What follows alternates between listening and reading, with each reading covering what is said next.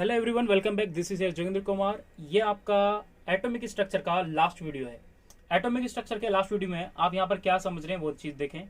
यहाँ पर आपसे डिटेल की गई है। हम जो इस वीडियो में डिटेल कर रहे हैं वो डिटेल कर रहे हैं node and nodal plane. Nodal plane के बारे में ये इंपॉर्टेंट टॉपिक है। छोटा सा टॉपिक है, छोटा सा पिद्दी पिद्दी से तीन फॉर्मूले, और तीन फॉर्मूले से हर साल कभी ना कभी गलती से क्वेश्चन दे देते हैं और बहुत इजी। तो जब छोटा सा टॉपिक है तो उसको करने में क्या दिक्कत है, तो करते हैं इसके बारे में। First of all we detail about the node. What do you understand by the node? Node that's mean कि नोड जहां होगा, यानी कोई भी जहां पर इलेक्ट्रॉन अवेलेबल नहीं है, तो ये वो रीजन होता है। The region where probability of finding the reason of probability of finding of electron is zero। Electron की जहां पर फाइंडिंग क्या हो, जीरो हो, यानी इलेक्ट्रॉन जहां पर अवेलेबल ही ना हो। जैसे हमने बोला ये एक्स एक्सिस है, इस एक्स एक्सिस में मतलब ये वाला एक्स एक्सिस है, इस एक्स एक्सिस में आपको पता है कि ये पी एक्स बनाया मैंने, पी एक्स। तो यहां पर फाइंडिंग ऑफ इलेक्ट्रॉन जीरो है, ओके, तो हम उसको बोलते हैं नोड।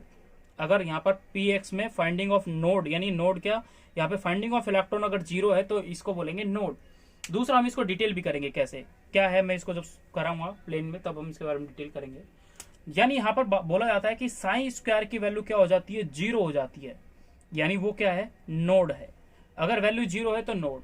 दूसरा ये बनता है कि magnitude of sine square is equal to कितना हो सकता है, यानी ये मैग्नीट्यूड जीरो हो जाए तब sine square is equal to 1 होता है। ये इसकी मैक्सिमम, आपसे क्वेश्चन पूछा है what is the maximum possibility of node, तो आप बोलोगे 1 होती है। क्या बोलोगे आप, 1 होती है। तो मैं यहाँ पे लिख भी रख रहा हूं, ये लाइन लिख रहा हूं, maximum probability of finding of electron, यहां पर मैक्सिमम होती है। कहां पर, कितनी वैल्यू होती है उसकी, 1 होती है। तो ये चीज आपको याद रखनी है। अब हम डिस्कस करते हैं नोडल प्लेन्स के बारे में, जो कि बहुत इंपॉर्टेंट है। उनके छोटे छोटे से फॉर्मूले, छोटे छोटे जो आपसे हमेशा कहीं ना कहीं आपसे पूछे जाते हैं। तो क्या है साहब, उन फॉर्मूले के बारे में देखते हैं।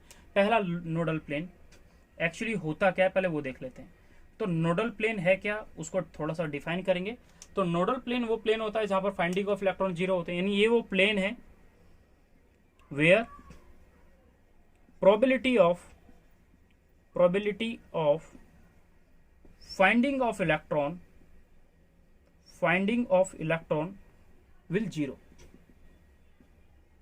जीरो हो गई। इसके लिए फर्स्ट होता है रेडियल नोड। क्या बोला जाता है, रेडियल नोड। देखो इंपॉर्टेंट है रेडियल नोड, पहला फॉर्मूला ही इसका इंपॉर्टेंट है। एक्चुअली ये नोड जो होता है ये इसको बोला जाता है, ये स्फेरिकल नोड भी कहा जाता है। इसको क्या कहा जाता है, स्फेरिकल नोड भी कहा जाता है। This node is also called radial node. इसका जो फॉर्मूला होता है रेडियल नोड का, वो फॉर्मूला होता है n minus l minus 1। n is a principal quantum number, l is your azimuthal quantum number, 1 is a constant. ना second is a angular node, तो इसके लिए फॉर्मूला होता है l। And last one is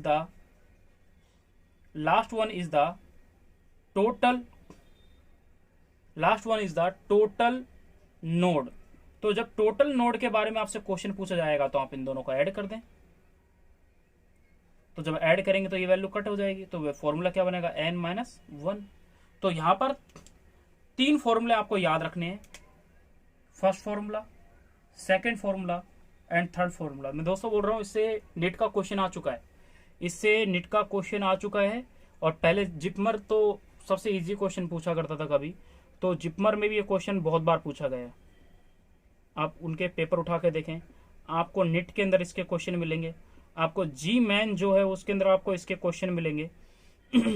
AIIMS का जब question हुआ करता था, मतलब जितने भी मेडिकल एग्जाम है उन सब में इसके ऊपर क्वेश्चन आपको बेसिक मिले। तो यानी आपको क्या याद रखना, रेडियल नोड जिसको स्फेरिकल नोड भी कहा जाता है, तो इसकी वैल्यू होती है n minus l minus 1। Angular node is equal to होती है l। दूसरा बोला था टोटल नोड, तो इन दोनों को ऐड कर दे तो n माइनस 1 टोटल नोड पूछी जाती है वैल्यू। अब वो किस टाइप के क्वेश्चन आ सकते हैं तो वो आप यहां पर समझे। जैसे मान लो आपको किसी क्वेश्चन में 3 फॉर्मूला आपको रट लिए, आपने नोट डाउन कर लिए अपनी कॉपी में, तो नोट डाउन करने के बाद साहब आप क्वेश्चन देखें एक बार। आपको क्वेश्चन में मान लो ऐसे दे दिया 1s, तो यहाँ पर n कितना है 1 है, l कितना है यहाँ पर 0 है। तो फॉर्मूला रेडियल नोड पूछा जाए तो क्या फॉर्मूला होता है n माइनस l माइनस 1, तो हम वैल्यू पुट करेंगे 1 माइनस 0 माइनस 1, वैल्यू कितनी आएगी 0। मैंने अगर एंगुलर नोड पूछा, एंगुलर नोड कितना, तो उसकी वैल्यू होती है l इजिकल टू, यहाँ पर l की वैल्यू कितनी है 0। टोटल नोड मैंने यहाँ पर पूछा, तो टोटल नोड होती है n माइनस 1, तो n की वैल्यू यहाँ पर कितनी है 1 minus 1 is equal to 0। This is single question. Okay, अब इसी का सेकंड क्वेश्चन देख ले। अब सेकंड क्वेश्चन में आप क्या समझेंगे वो देखें। सेकंड क्वेश्चन इसका मान लो 2px मैंने लिखा, 2px मैंने क्वेश्चन लिख दिया। यहाँ पर आपसे रेडियल नोड पूछा जाए तो यहाँ पर n की वैल्यू देखें पहले कितनी है 2 है, px यानी यहाँ पर l की वैल्यू कितनी है 1 है, तो वही रेडियल नोड निकाले आप। तो रेडियल नोड निकालने के लिए आप क्या करेंगे, radial node is equal to n minus 1 यानी 2 minus 1 minus 1 is equal to 0। आपसे एंगुलर नोड पूछा जाएगा तो l की वैल्यू कितनी है 1। अगर आपसे टोटल नोड पूछा जाए तो किसकी वैल्यू होती है n माइनस 1 यानी 2 माइनस 1 इज इक्वल टू 1। यानी यहाँ पर टोटल नोड कितने प्रेजेंट होते हैं 1। अगर आपसे क्वेश्चन पूछा जाए यहाँ से अगर 1s के अंदर आपसे टोटल नोड पूछा जाए तो आप कितने बोलेंगे 1, बस that's it.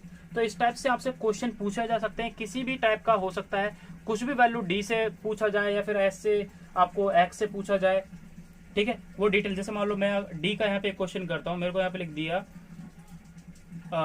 d x square minus का वाई स्क्वायर, मुझे पता है इसके बेस पे क्वेश्चन दे दिया और यहाँ पर मैंने लिख दिया 4।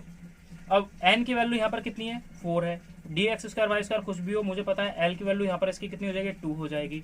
रेडियल नोड मुझे निकालना, तो रेडियल नोड क्या हो जाएगा 4 minus 2 minus 1 is equal to कितना जाएगा 1। एंगुलर नोड पूछेगा तो angular node is equal to l is equal to 2। Total node पूछेगा तो 4 माइनस 1 दैट्स 3। तो टोटल नोड इसके अंदर कितने प्रेजेंट होते हैं ये भी डायरेक्ट क्वेश्चन बनता है। इसके अंदर डायरेक्ट क्वेश्चन बनता है कि इसके अंदर एंगुलर नोड कितने होते हैं। तो इस टाइप से आपको इन क्वेश्चनों को करना है जो आपको बेसिक आइडिया देते हैं समझने के लिए कि कैसे हम इन क्वेश्चनों को सॉल्व करेंगे, किस टाइप के आपसे क्वेश्चन पूछे जाते हैं, किस टाइप से आप इनको याद रखोगे। ओके, अब हम बात करेंगे